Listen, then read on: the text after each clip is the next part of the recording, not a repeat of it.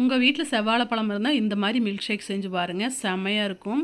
அதுக்காக நான் வந்து 1/2 லிட்டர் வந்து பால் வந்து ஃப்ரீசரில் வச்சு கட்டை பண்ணி எடுத்துருக்கு. அது மிக்ஸி ஜாரில் போட்டிருக்கு ஃப்ரெண்ட்ஸ். அதுக்கப்புறம் 2 செவ்வாழைப்பழம் கட் பண்ணது அதுவும் மிக்ஸி ஜாரில் போட்டிருக்கு. அதுக்கப்புறம் நம்ம வந்து தேவையான அளவுக்கு சுகர், நான் வந்து ஒரு 5 ஸ்பூன் சுகர் எடுத்துருக்கு. அதுக்கப்புறம் கொஞ்சம் முந்திரி பருப்பு எடுத்துருக்கு ஃப்ரெண்ட்ஸ். உங்களுக்கு இந்த அளவெல்லாம் நிறைய எடுத்துக்கலாம், இல்லை கம்மி எடுத்துக்கலாம், எது வேணால் பண்ணிக்கலாம். அப்புறம் 5 ரூபா பூஸ்ட் பேக்கெட் வந்து போட்டிருக்கு ஃப்ரெண்ட்ஸ். அதுக்கப்புறம் கொஞ்சமாக ஐஸ் க்யூப்ஸ் போட்டிருக்கு. இதெல்லாம் போட்டு நம்ம மிக்சியில் அரைச்சி எடுத்துடலாம்.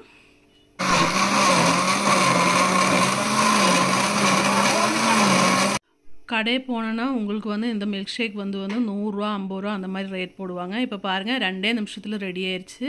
இப்போ நம்ம வந்து கொஞ்சம் ஐஸ் க்யூப் வந்து சர்வ் பண்ண கிளாஸில் போட்டுக்கலாம் ஃப்ரெண்ட்ஸ். அதுக்கப்புறம் இந்த அடித்து வச்ச ஜூஸ் வந்து இதுக்குள்ளே போட்டுக்கலாம். என்னோடய மிக்சியில் வந்து ஐஸ் க்யூப்ஸ் வந்து கட் ஆகலை, அரையலை. இப்போ பாருங்கள் சூப்பராக வந்து மில்க் ஷேக் ரெடி ஆயிடுச்சு.